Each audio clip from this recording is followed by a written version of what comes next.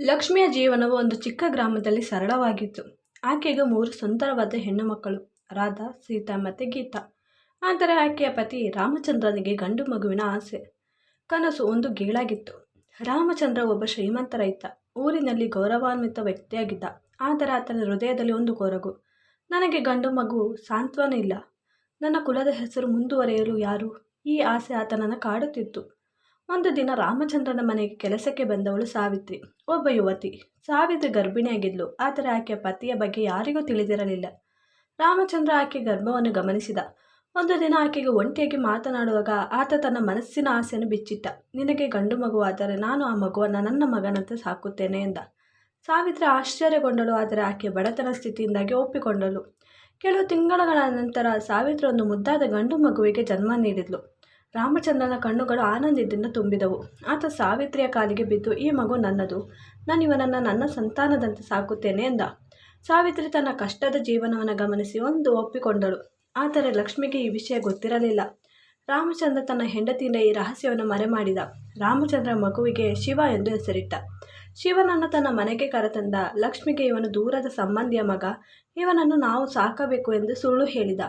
ಲಕ್ಷ್ಮಿಯ ಮನಸ್ಸಿನಲ್ಲಿ ಶಂಕೆ ಎದ್ದರೂ ಆಕೆ ತನ್ನ ಪತಿಯ ಮೇಲಿನ ಪ್ರೀತಿಯಿಂದ ಒಪ್ಪಿಕೊಂಡಳು. ಶಿವನನ್ನು ತನ್ನ ಮಗನಂತೆ ಪ್ರೀತಿಸಿದಳು. ಆದರೆ ರಾಮಚಂದ್ರನ ಈ ರಹಸ್ಯವು ಕುಟುಂಬದಲ್ಲಿ ಒಂದು ದೊಡ್ಡ ದುರಂತದ ಮುನ್ಸೂಚನೆಯಾಗಿತ್ತು.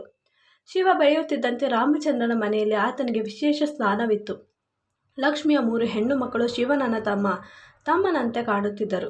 ಆದರೆ ರಾಮಚಂದ್ರನ ವರ್ತನೆಯಲ್ಲಿ ಒಂದು ವಿಚಿತ್ರವಾದ ಒಲವು ಕಾಣುತ್ತಿತ್ತು. ಶಿವನಿಗೆ ಒಳ್ಳೆಯ ಬಟ್ಟೆ, ಆಟಿಕೆಗಳು, ಶಿಕ್ಷಣದಲ್ಲಿ ಯಾವ ಕೊರತೆಯೂ ಇರಲಿಲ್ಲ. ಲಕ್ಷ್ಮಿಯ ಮನಸ್ಸಿನಲ್ಲಿ ಶಂಕೆ ದಿನೇ ದಿನೇ ಬೆಳೆಯುತ್ತಿತ್ತು.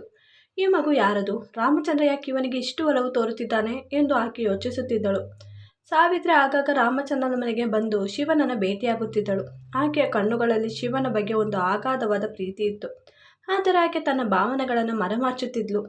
ಒಂದು ದಿನ ಸಾವಿತ್ರಿ ರಾಮಚಂದ್ರನಿಗೆ, ನಾನು ಶಿವನನ್ನು ನೋಡಿಕೊಳ್ಳಲು ಸಾಧ್ಯವಿಲ್ಲ, ಈ ಊರಿನಿಂದ ದೂರ ಹೋಗುತ್ತಿದ್ದೇನೆ ಎಂದು ಹೇಳಿದಳು. ರಾಮಚಂದ್ರ ಆಕೆಗೆ ಹಣ ನೀಡಿ, ನೀನು ಎಲ್ಲಿಗೂ ಹೋದರೂ ಶಿವ ನನ್ನ ಮಗ ಎಂದ. ಸಾವಿತ್ರಿ ಕಣ್ಣೀರಿನೊಂದಿಗೆ ಊರನ್ನು ಬಿಟ್ಟು ಹೋದಳು. ವರ್ಷಗಳು ಕಳೆದವು. ಶಿವ ಒಬ್ಬ ಚತುರ, ಆಕರ್ಷಕ ಯುವಕನಾದ. ಲಕ್ಷ್ಮಿಯ ಮಕ್ಕಳಾದ ರಾಧಾ, ಸೀತಾ ಮತ್ತು ಗೀತಾ ಶಿವನನ್ನು ತಮ್ಮ ಸಹೋದರನಂತೆ ಪ್ರೀತಿಸಿದರು. ಆದರೆ ರಾಮಚಂದ್ರನ ಮನಸ್ಸಿನಲ್ಲಿ ಒಂದು ಭಯವು ಎದ್ದಿತು. ಶಿವನಿಗೆ ಹೊರಗಿನ ಹೆಣ್ಣು ತಂದರೆ ಆಕೆ ಇವನನ್ನು ದೂರ ಮಾಡಬಹುದು ಎಂದು ಆತ ಭಾವಿಸಿದ. ಈ ಭಯದಿಂದ ಆತ ಶಿವನಿಗೆ ತನ್ನ ಮಗಳಾದ ಗೀತಾಳ ಜೊತೆ ಮದುವೆ ಮಾಡಲು ನಿರ್ಧರಿಸಿದ. ಲಕ್ಷ್ಮಿಗೆ ಆ ಆಲೋಚನೆ ಒಪ್ಪಿಗೆ ಆಗದಿದ್ದರೂ ರಾಮಚಂದ್ರನ ಮಾತಿಗೆ ಒಪ್ಪಿಕೊಂಡಳು. ಶಿವ ಮತ್ತು ಗೀತಾಳ ಮದುವೆ ಆಗಿತ್ತು. ಆದರೆ ಈ ರಹಸ್ಯದ ಬೀಜ ಈಗ ಒಂದು ದೊಡ್ಡ ಗಿಡವಾಗಿ ಬೆಳೆದಿತ್ತು. ಲಕ್ಷ್ಮಿಯ ಶಂಕೆಗಳು ದಿನೇ ದಿನೇ ದೊಡ್ಡದಾಗುತ್ತಿದ್ದವು. ಒಂದು ದಿನ ಆಕೆ ರಾಮಚಂದ್ರನನ್ನು ಒತ್ತಾಯಿಸಿ ಕೇಳಿದಳು, ಶಿವ ಯಾರ ಮಗ? ರಾಮಚಂದ್ರ ಸುಳ್ಳು ಹೇಳಿದ. ಆದರೆ ಲಕ್ಷ್ಮಿಯ ಮನಸ್ಸಿನಲ್ಲಿ ಸತ್ಯದ ಬಗ್ಗೆ ಒಂದು ಗೊಂದಲ ಉಳಿಯಿತು. ಶಿವ ಮತ್ತು ಗೀತಾಳ ಜೀವನ ಸಂತೋಷದಿಂದ ಆರಂಭವಾಯಿತು. ಗೀತಾ ಜೀವನವನ್ನು ಅಪಾರವಾಗಿ ಪ್ರೀತಿಸಿದಳು. ಆದರೆ ಶಿವನ ಮನಸ್ಸಿನಲ್ಲಿ ಒಂದು ಗೊಂದಲವಿತ್ತು. ಆತನಿಗೆ ತನ್ನ ತಾಯಿಯ ಬಗ್ಗೆ ಕನಸುಗಳು ಕಾಡುತ್ತಿದ್ದವು. ಒಬ್ಬ ಯುವತಿಯ ಚಿತ್ರ, ಆಕೆಯ ಕಣ್ಣು, ಆಕೆಯ ಧ್ವನಿಯೊಂದಿಗೆ ನೀನು ನನ್ನ ಮಗ ಎಂಬ ಮಾತು. ಶಿವ ಈ ಕನಸುಗಳನ್ನು ಯಾರೊಂದಿಗೂ ಹಂಚಿಕೊಳ್ಳಲಿಲ್ಲ. ಆದರೆ ಆತನ ಮನಸ್ಸಿನಲ್ಲಿ ಒಂದು ಗೊಂದಲ ಚಿಗುರಿತು. ಒಂದು ದಿನ ರಾಮಚಂದ್ರ ಆಸ್ಪತ್ರೆಗೆ ತಪಾಸಣೆಗೆ ಹೋದಾಗ ಅವಿನಾಶಿನೊಂದಿಗೆ ಒಂದು ಅನಿರೀಕ್ಷಿತ ಭೇಟಿಯಾಯಿತು. ಸಾವಿತ್ರಿ ಈಗ ವಯಸ್ಸಾದವಳಾಗಿದ್ದಳು. ಆದರೆ ಆಕೆಯ ಕಣ್ಣುಗಳಲ್ಲಿ ಶಿವನ ಬಗ್ಗೆ ಒಂದು ಆತ್ಮೀಯತೆ ಇತ್ತು. ರಾಮಚಂದ್ರ ಆಕೆಯ ಶಿವನ ಮದುವೆ ವಿಷಯದ ಬಗ್ಗೆ ಹೇಳಿದ. ಸಾವಿತ್ರಿಯ ಕಣ್ಣುಗಳು ಕಣ್ಣೀರಿನಿಂದ ತುಂಬಿದವು. ಏನು ದುರಂತ ಮಾಡಿದಿರಿ ಎಂದು ಆಕೆ ಕೂಗಿದಳು. ನೀವು ಶಿವನನ್ನು ನಿಮ್ಮ ಮಗಳ ಜೊತೆ ಮದುವೆ ಮಾಡಿದ್ದೀರಾ? ಇದು ತಪ್ಪು. ರಾಮಚಂದ್ರ ಗಾಬರಿಯಾದ. ನಿನಗೆ ಏನು ಗೊತ್ತು? ಶಿವ ನನ್ನ ಮಗ ಎಂದ. ಸಾವಿತ್ರಿ ತನ್ನ ರಹಸ್ಯವನ್ನು ಬಿಚ್ಚಿಟ್ಟಿರಳು. ಶಿವ ನನ್ನ ಮಗ, ಆದರೆ ನಿಮ್ಮ ಮಗನಲ್ಲ. ನಾನು ಗರ್ಭಿಣಿಯಾಗಿದ್ದಾಗ ನೀವು ಶಿವನನ್ನು ನಿಮ್ಮ ಮಗ ಎಂದು ಕರೆದಿರಿ. ಆದರೆ ಆತ ನಿಮ್ಮ ರಕ್ತದ ಸಂಬಂಧಿಯಲ್ಲ. ಈ ಸತ್ಯ ರಾಮಚಂದ್ರನಿಗೆ ಒಂದು ಆಘಾತವಾಗಿತ್ತು. ಆತ ತನ್ನ ತಪ್ಪನ್ನು ಅರಿತ. ಆದರೆ ಈ ರಹಸ್ಯವನ್ನು ಲಕ್ಷ್ಮಿಗೆ ಹೇಳಲು ಆತನಿಗೆ ಧೈರ್ಯವಿರಲಿಲ್ಲ. ರಾಮಚಂದ್ರ ಮನೆಗೆ ಮರಳಿದಾಗ ಲಕ್ಷ್ಮಿಯ ಶಂಕೆಗಳು ಇನ್ನಷ್ಟು ದೊಡ್ಡದಾದವು. ಆಕೆ ರಾಮಚಂದ್ರನನ್ನು ಒತ್ತಾಯಿಸಿ ಕೇಳಿದಳು, ನೀವು ಆಸ್ಪತ್ರೆಯಲ್ಲಿ ಯಾರನ್ನ ಭೇಟಿಯಾದಿರಿ? ರಾಮಚಂದ್ರ ಸುಳ್ಳು ಹೇಳಿದ. ಆದರೆ ಲಕ್ಷ್ಮಿಯ ಮನಸ್ಸಿನಲ್ಲಿ ಸತ್ಯದ ಬಗ್ಗೆ ಒಂದು ಭಯ ಚಿಗುರಿತು. ಆಕೆ ಜೀವನ ತಾಯಿಯ ಬಗ್ಗೆ ತಿಳಿಯಲು ನಿರ್ಧರಿಸಿದಳು. ಲಕ್ಷ್ಮಿಯ ಮನಸ್ಸು ಶಾಂತವಾಗಿರಲಿಲ್ಲ. ರಾಮಚಂದ್ರನ ವರ್ತನೆ, ಶಿವನ ಜನನದ ರಹಸ್ಯ, ಆತನ ಆಸ್ಪತ್ರೆ ಭೇಟಿಯ ಬಗ್ಗೆ ಆಕೆಗೆ ಗೊಂದಲವಿತ್ತು. ಒಂದು ದಿನ ಆಕೆ ಊರಿನ ಹಳೆಯ ದಾಖಲೆಗಳನ್ನು ತಿರುಗಿಸಿದಳು. ಸಾವಿತ್ರಿಯ ಬಗ್ಗೆ ಕೆಲವು ವಿವರಗಳು ದೊರೆತವು. ಆಕೆ ಒಬ್ಬ ಒಂಟಿ ತಾಯಿಯಾಗಿದ್ದಳು. ಶಿವನ ಜನನದ ಸಮಯದಲ್ಲಿ ಆಕೆ ರಾಮಚಂದ್ರನ ಮನೆಯಲ್ಲಿ ಕೆಲಸ ಮಾಡುತ್ತಿದ್ಳು. ಲಕ್ಷ್ಮಿಯ ಶಂಕೆ ಖಚಿತವಾಯಿತು. ಶಿವ ರಾಮಚಂದ್ರನ ಮಗಳಲ್ಲ, ಆದರೆ ಸಾವಿತ್ರಿಯ ಮಗ. ಲಕ್ಷ್ಮಿ ಸಾವಿತ್ರಿಯನ್ನು ಭೇಟಿಯಾಗಲು ದೂರದ ಊರಿಗೆ ಹೋದಳು. ಸಾವಿತ್ರಿ ಆಕೆಯನ್ನು ಕಂಡು ಆಶ್ಚರ್ಯಗೊಂಡಳು. ಲಕ್ಷ್ಮಿ ತನ್ನ ಸಂಖ್ಯೆಗಳನ್ನು ತೆರೆದಿಟ್ಟಳು. ಸಾವಿತ್ರಿ ಕಣ್ಣೀರಿನೊಂದಿಗೆ ಎಲ್ಲವನ್ನು ಹೇಳಿದಳು. ರಾಮಚಂದ್ರ ಶಿವನನ್ನು ತನ್ನ ಮಗನಂತೆ ಸಾಕಿದ, ಆದರೆ ಶಿವ ನನ್ನ ಮಗ. ಆತನಿಗೆ ಶಿವನ ಜೊತೆ ಯಾವುದೇ ರಕ್ತದ ಸಂಬಂಧವಿಲ್ಲ. ಲಕ್ಷ್ಮಿಯ ಜಗತ್ತು ಒಡೆದು ಹೋಯಿತು. ಆಕೆಯ ಪತಿ ತನ್ನನ್ನು ಮೋಸಗೊಳಿಸಿದ್ದಾನೆ ಎಂಬ ಸತ್ಯ ಆಕೆಗೆ ಒಪ್ಪಿಕೊಳ್ಳಲಾಗಲಿಲ್ಲ. ಲಕ್ಷ್ಮಿ ಮನೆಗೆ ಮರಳಿದಾಗ ಆಕೆ ರಾಮಚಂದ್ರನನ್ನು ಎದುರಿಸಿದಳು.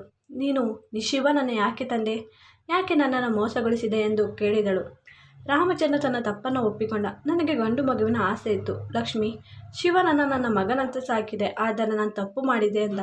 ಲಕ್ಷ್ಮಿಯ ಕಣ್ಣುಗಳಲ್ಲಿ ಕೋಪ ಮತ್ತು ನೋವು ತುಂಬಿತ್ತು. ಆದರೆ ಲಕ್ಷ್ಮಿಗೆ ಶಿವನ ಮೇಲೆ ಯಾವುದೇ ಕೋಪವಿರಲಿಲ್ಲ. ಆತ ಒಬ್ಬ ನಿರಪರಾಧಿ. ಆಕೆ ಶಿವನನ್ನು ತನ್ನ ಮಗನಂತೆ ಪ್ರೀತಿಸಿದಳು. ಆದರೆ ಗೀತಾಳ ಜೊತೆ ಶಿವನ ಮದುವೆಯ ಬಗ್ಗೆ ಆಕೆಗೆ ಒಂದು ದೊಡ್ಡ ಆತಂಕ ಇದ್ದಿತು. ಇದು ತಪ್ಪು ಎಂದು ಆಕೆ ಭಾವಿಸಿದಳು. ಆದರೆ ಈ ಸತ್ಯವನ್ನು ಗೀತಾಳಿಗೆ ಹೇಗೆ ಹೇಳುವುದು? ಇದು ಕುಟುಂಬವನ್ನು ಒಡೆಯಬಹುದು ಎಂಬ ಭಯ ಆಕೆಗಿತ್ತು. ಗೀತಾ ಶಿವನ ಜೊತೆ ಸಂತೋಷವಾಗಿರಲಿಲ್ಲ. ಶಿವನ ಮನಸ್ಸಿನಲ್ಲಿ ಒಂದು ಗೊಂದಲವಿತ್ತು. ಆತ ಗೀತಾಳ ಜೊತೆ ದೂರವಾಗುತ್ತಿದ್ದ. ಗೀತಾ ತನ್ನ ತಾಯಿಯಾದ ಲಕ್ಷ್ಮಿಯೊಂದಿಗೆ ತನ್ನ ದುಃಖವನ್ನು ಹಂಚಿಕೊಂಡಿದ್ದಳು. ಶಿವನಿಗೆ ತನ್ನ ಮೇಲೆ ಪ್ರೀತಿ ಇಲ್ಲವೇನೋ ಎಂದು ಆಕೆ ಕಣ್ಣೀರಿನೊಂದಿಗೆ ಹೇಳಿದಳು. ಲಕ್ಷ್ಮಿಯ ಹೃದಯದ ಒಡೆಯಿತು. ಆಕೆಗೆ ಶಿವನ ಜನನದ ರಹಸ್ಯ ಗೊತ್ತಿತ್ತು, ಆದರೆ ಗೀತಾಳಿಗೆ ಹೇಳಲು ಆಕೆಗೆ ಧೈರ್ಯವಿರಲಿಲ್ಲ. ಒಂದು ದಿನ ಗೀತಾ ರಾಮಚಂದ್ರನ ಹಳೆಯ ದಾಖಲೆಗಳನ್ನು ತಿರುಗಿಸುತ್ತಿದ್ದಾಗ ಸಾವಿತ್ರಿಯ ಒಂದು ಪತ್ರ ಕಂಡಿತು. ಅದರಲ್ಲಿ ಶಿವನ ಜನನದ ಬಗ್ಗೆ ವಿವರಗಳಿದ್ದವು. ಗೀತಾ ಆಘಾತಗೊಂಡಳು. ಆಕೆ ತನ್ನ ತಾಯಿಯನ್ನು ಎದುರಿಸಿದಳು. ಶಿವ ನನ್ನ ಸಹೋದರನಲ್ಲವೇ ಎಂದು ಕೇಳಿದಳು. ಲಕ್ಷ್ಮಿ ಕಣ್ಣೀರಿನೊಂದಿಗೆ ಸತ್ಯವನ್ನು ಹೇಳಿದಳು. ಶಿವ ನಿನ್ನ ಸಹೋದರನಲ್ಲ, ಆದರೆ ನಿಮ್ಮ ಮದುವೆ ಒಂದು ತಪ್ಪು ಎಂದ. ಗೀತಾಳ ಜಗತ್ತು ಒಡೆದು ಹೋಯಿತು. ಆಕೆ ಶಿವನನ್ನು ಎದುರಿಸಿದಳು. ನೀನು ಯಾರು? ನನ್ನ ಜೊತೆ ಈ ಮೋಸ ಯಾಕೆ ಎಂದು ಕೇಳಿದಳು. ಶಿವನಿಗೆ ಯಾವುದೇ ಉತ್ತರವಿರಲಿಲ್ಲ. ಆಕೆಗೆ ತನ್ನ ತಾಯಿಯ ಬಗ್ಗೆ ಗೊತ್ತಿರಲಿಲ್ಲ, ಆದರೆ ಆತನ ಮನಸ್ಸಿನಲ್ಲಿ ಒಂದು ಭಯ ಎದ್ದಿತ್ತು. ಆತ ಲಕ್ಷ್ಮಿಯನ್ನು ಎದುರಿಸಿದ. ನಾನು ಯಾರು ಎಂದು ಕೇಳಿದ. ಲಕ್ಷ್ಮಿ ಎಲ್ಲವನ್ನು ಹೇಳಿದಳು. ಶಿವನಿಗೆ ತನ್ನ ಜೀವನವೇ ಒಂದು ಸುಳ್ಳಿನ ಮೇಲೆ ನಿಂತಿತ್ತು ಎಂಬ ಸತ್ಯ ಒಪ್ಪಿಕೊಳ್ಳಲಾಗಲಿಲ್ಲ. ಆತ ತನ್ನ ತಾಯಿಯಾದ ಸಾವಿತ್ರಿಯನ್ನು ಹುಡುಕಲು ದೂರದ ಊರಿಗೆ ಹೋದ. ಸಾವಿತ್ರಿ ಆತನನ್ನು ಕಂಡು ಕಣ್ಣೀರಿನೊಂದಿಗೆ ತಬ್ಬಿಕೊಂಡಳು. ನೀನು ನನ್ನ ಮಗ, ಆದರೆ ನಾನು ನಿನ್ನನ್ನು ಬಿಟ್ಟು ಹೋಗಿದ್ದಕ್ಕೆ ಕ್ಷಮಿಸು ಎಂದ.